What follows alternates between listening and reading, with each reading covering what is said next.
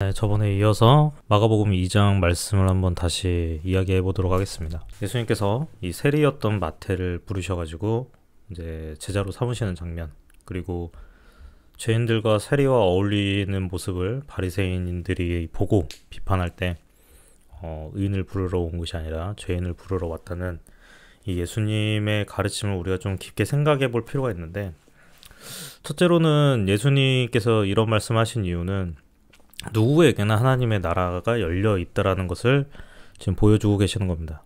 유대인이 생각하는 이 세리 혹은 죄인들, 이런 사람들하고는 이제 상종을 안 했던 사람들인데, 이 사람들을 예수님께 찾아가신 거죠. 찾아가셔서 이제 그들과 함께 어울리시면서 그들과 그냥 놀기만 하셨겠습니까? 그들이 이제 변화되길 원하셨을 거고, 그들에게 천국 복음을 전해서 그들이 이제 하나님의 나라를 꿈꾸는 사람이 되기를 분명히 원하셨을 겁니다. 거기까지 나아가야 사실은 그리스도인의 삶의 모습이라고 저는 생각합니다. 예수님께서 마태를 부르실 때 마태가 이제 예수님을 쫓기로 따르기로 이제 결심을 하는데, 예수님을 따르면서 세리의 일을 같이 했을까요? 아마 내려놨을 겁니다. 우리가 이걸 잘 알아야 되는 게, 예수님을 따르는 거, 우리가 이제 전인격적인 변화를 이끌어내는 거, 하나님 나라를 꿈꾸며 살아간다는 것은 우리의 완벽한 변화를 어떻게 보면 요구받는 것입니다.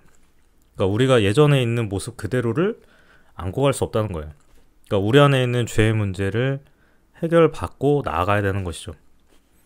물론 이제 예수님을 따랐던 이 마태도 예수님께서 십자가에 못 박혀 돌아가실 때 도망갔지만, 부활하신 예수님을 다시 만나고 부활 신앙을 가진 이후에 이 마태는 다시 세리 일을 하지 않고 복음을 전하는 일을 하잖아요.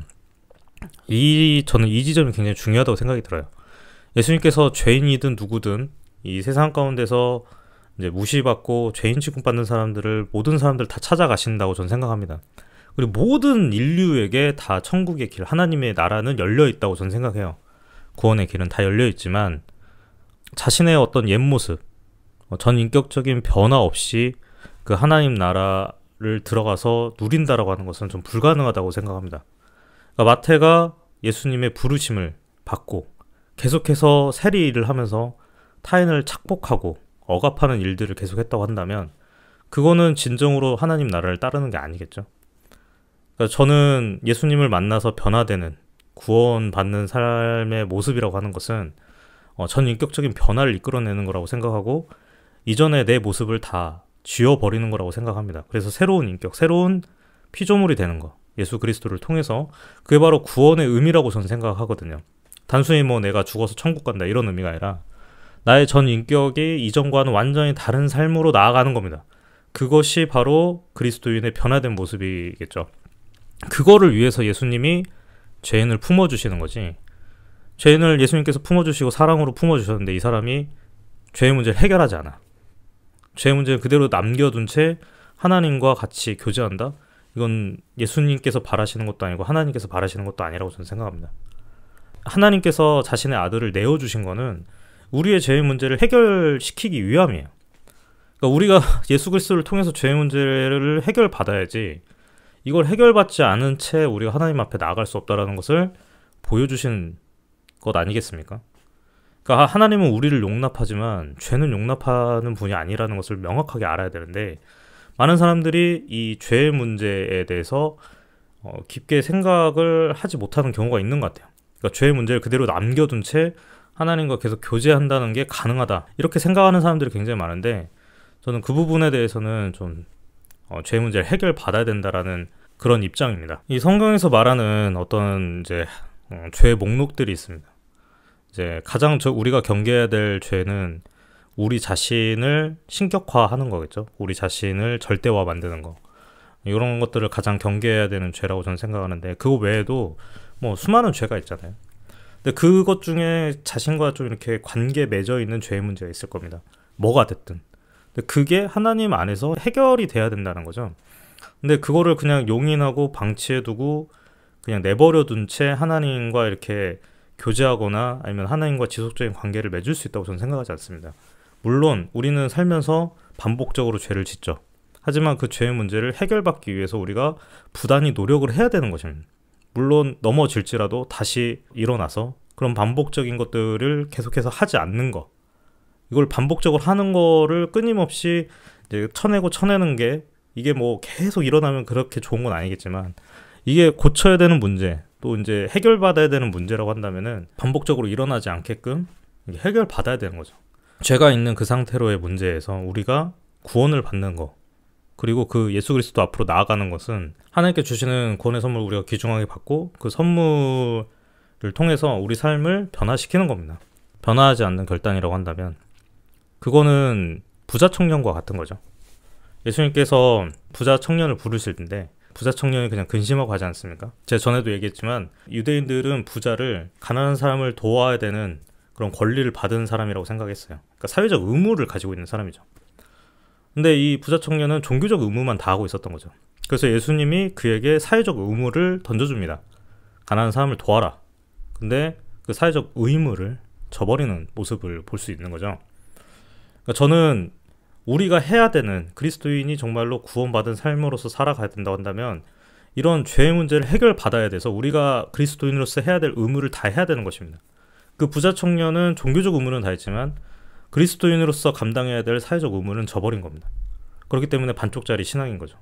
그렇기 때문에 예수님께서 부자가 천국에 들어가기 어렵다 이렇게 말씀하신 이유가 거기에 있는 겁니다. 그러니까 우리가 이 문제를 정말로 깊게 생각해야 되는 겁니다. 죄의 문제를 해결받지 않은 채 하나님과 내가 지속적인 관계를 맺을 수 있다고 생각하는 거는 잘못된 거죠. 예수님은 그들을 다 품어주시는 분이고 그들의 죄의 문제를 다 해결하시려고 하시지만 그들이 해결받고 싶지 않다고 끝까지 그걸 버티고 있으면 해결받을 수 없는 겁니다. 예수님께서 도와주시러 오신 겁니다. 그래서 의사의 비유를 들지 않습니까? 의사가 병자의 병을 고치기 위해서는 병자도 의사의 말을 잘 들어야 되는 거예요. 근데 그 의사의 말을 듣지 않는 병자가 과연 병이 나을 수 있을까요? 인간으로서 살아가는 데 있어서, 우리가 그리스도인으로서 살아가는 데 있어서 이 죄 문제를 해결받기 위해서는 우리가 정말로 이제는 전인격적인 변화, 이 말씀을 통해서, 진리이신 예수님의 삶을 통해서, 또 우리를 찾아와 주시는 그 강권적인 은혜를 통해서 우리가 변화되어야 되는 것이죠. 근데 그 결단을 하지 않은 채 그냥 죄의 문제를 남겨두고 하나님과의 지속적인 관계를 맺으려고 한다면 아마 계속해서 하나님께서 권면하시고 요구하실 겁니다. 전인격적인 변화를 계속해서 이끌어내시겠죠. 근데 그 상태 그대로 있는 거는 사실은 잘못된 거죠. 저는 이제 많은 크리스찬 분들이 이 문제에 대해서 깊게 생각해야 된다고 생각합니다. 교회 나오는 거. 내 안에 있는 죄의 문제를 해결받고자 교회에 나오고 예배 드리고 그걸 통해서 내가 다시금 뭔가 잘못한 게 있다고 한다면 계속해서 나아지려고 노력하고 이전과는 다른 삶으로 나아가려고 하는 그런 모습들, 성경에서 지향하는 그리스도인의 삶의 모습을 우리 삶 가운데서 녹여내야 되는 것, 이거 굉장히 중요한 문제입니다. 근데 그 어느 하나를 우리가 그냥 이건 괜찮아 하고 넘겨버리고 이 죄의 문제는 그냥 해결받지 않아도 돼 라고 남겨둔다고 한다면 그게 나중에 눈덩이처럼 커져서 그게 또 큰 문제가 될 수도 있다는 거죠. 그렇기 때문에 우리가 하나님께서 우리에게 은혜를 더해 주시고 우리를 불러주시고 우리에게 소명을 부여하실 때는 우리가 이전과는 다른 삶을 살아야 되는 결단이 있어야 되는 것입니다. 그게 바로 희생 중에 하나라고 저는 생각해요. 내 이전 모습을 내려놔야죠. 포기해야죠. 그만 살아야죠. 이전과는 다른 삶을 살기 위해서 다른 모습으로 살아내야 되지 않겠습니까? 마태가 세리의 일을 그만 내려놓은 것처럼 그렇게 내려놓고 하나님을 쫓을 수 있어야 됩니다. 근데 그거를 같이 가져가려고 하니까 문제인 거예요. 마태가 만약 세리의 일을 같이 가져가려고 했다고 한다면 그가 과연 하나님 나라를 소유할 수 있었을까? 저는 그럴 수 없었을 거라고 생각합니다. 그렇기 때문에 이 문제를 우리가 깊게 생각해 봐야 되고 예수님께서 모든 이들을 찾아가시고 모든 이들에게 사랑을 베푸시는 건 맞지만 그들이 그 예수님의 사랑을 받고 변화되지 않고 그냥 그 이전의 삶을 계속 유지하면서 자신의 안에 있는 죄의 문제를 해결받지 않은 채 그냥 살아간다고 한다면 예수님께서 찾아가시는 그 수고가 헛된 거가 될 수가 있는 거잖아요. 그렇기 때문에 우리의 삶 가운데 우리가 이제 구원받은 그리스도인으로서 살아가기 위해서는 성경이라고 하는 객관적 실제, 그러니까 기독교가 지켜야 할 객관적 실제가 있습니다. 이제 그런 거를 우리가 그냥 쉽게 간과해서는 안 되는 거고 하나님께서 일단 말씀으로 우리에게 남겨주신 거를 일단 존중해야 된다고 저는 생각하고요. 그 말씀을 토대로 우리 삶을 세워 나가야 된다고 저는 생각합니다. 그렇게 하기 위해서는 일단 이 말씀 자체가 우리에게 들려주는 스토리를 들어야 되고, 그 스토리를 우리 삶 가운데서 이제 메시지화 할 때 가급적이면은 왜 하나님께서 이 말씀을 하셨을까 깊게 생각해 보고, 어느 한쪽의 의견으로 편중되는 것이 아니라 그거를 종합해서 우리가 최선의 메시지를 뽑아내는 것이 우리가 성경을 통해서 배워야 될 관점들이고, 그거를 통해서 사실은 우리 신앙을 세워 나가야 된다고 저는 생각합니다. 그러니까 기준이 없는 게 굉장히 무서운 거라고 저는 생각하거든요. 그렇기 때문에 성경이라고 하는 기준이 우리에게 분명히 주어져 있기 때문에 우리는 이 기준을 통해서 우리의 그리스도인의 정체성을 세워 나가는 것이고, 그 기준이 없다고 한다면 무분별한 것들을 다 받아들이고 수용하고, 그런 것들이 이게 잘 정립이 되어 있지 않는다고 한다면 사실은 성경이 우리에게 들려주는 스토리를 이상하게 메시지화 할 수 있는 거기 때문에 우리가 예수님께서 이 말씀을 우리에게 전해 주실 때 지금 이제 어떤 의미로 전해 주시고 있는지에 대해서 좀 더 깊게 생각해 볼 필요가 있다고 저는 보고요. 어찌됐든 이 마태를 부르시는 소명 앞에 우리가 나아갈 때는 우리가 이제 이전의 삶으로 살아갈 수 없다라는 것을 분명하게 우리가 기억해야 할 것이고, 우리가 이제 구원받은 그리스도인의 삶을 살기 위해서는 우리가 전인격적인 변화가 우리 삶 가운데 필요하다. 그래서 이런 삶을 우리 삶 가운데 적용하시면서 살아가셨으면 좋겠다, 이런 생각이 듭니다.